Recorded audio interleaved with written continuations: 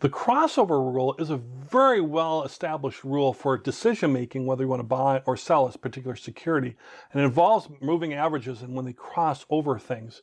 So moving averages, lend themselves to really easily to understand and apply this trading rule called the crossover rule.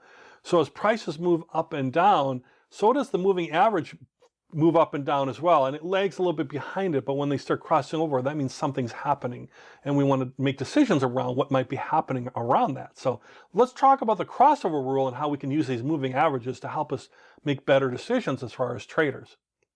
And the crossover rule is actually very simple to understand. So basically when you buy, when a price crosses above the moving average, so we have our moving average line, price crosses above it, that shows that that's a buying opportunity. Same thing with selling, where the price is going below the moving average, that's a selling opportunity as far as that. So let's look at that on an actual chart and let's see, well, what does that really mean? But really kind of remember when you're buying and when you're selling. So if we look at the chart here, we can see where the moving average, the blue line, happens to be a 50-day moving average, the one I happen to select. You can select different time frames, of course.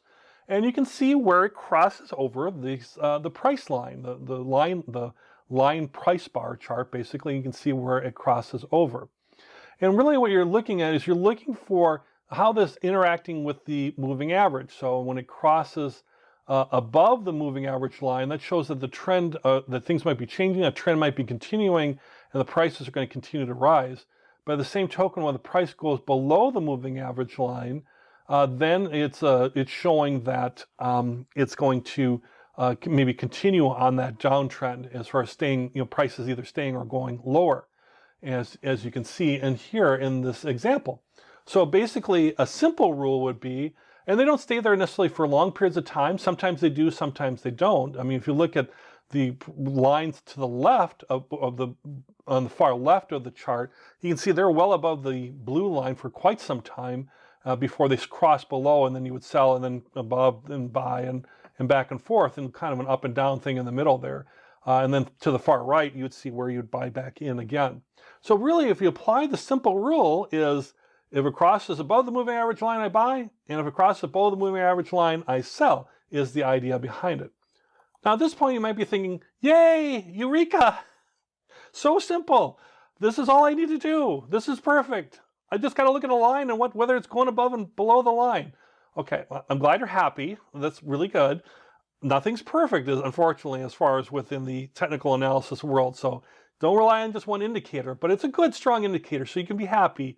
Just don't be too overjoyous on it. So the crossover rule is really terrific. It's really easy to understand, and it's a really good, remarkably good predictable indicator, but it's not perfect.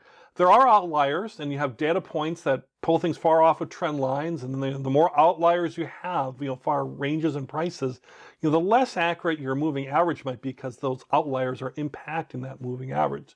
So it can give a false signal at times and give you a false signal of a breakout, but you can usually correct that quickly because your moving average is going to go back down a little bit too.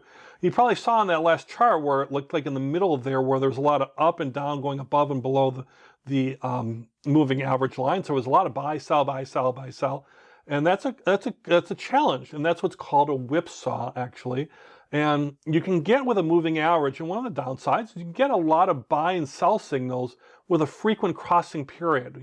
Where traders are trying to make up their mind: do I keep buying, do I sell, as a massive group? And you can get these frequent buy and sell things, so you're doing more trading activity, which could potentially incur more costs as you keep buying and selling.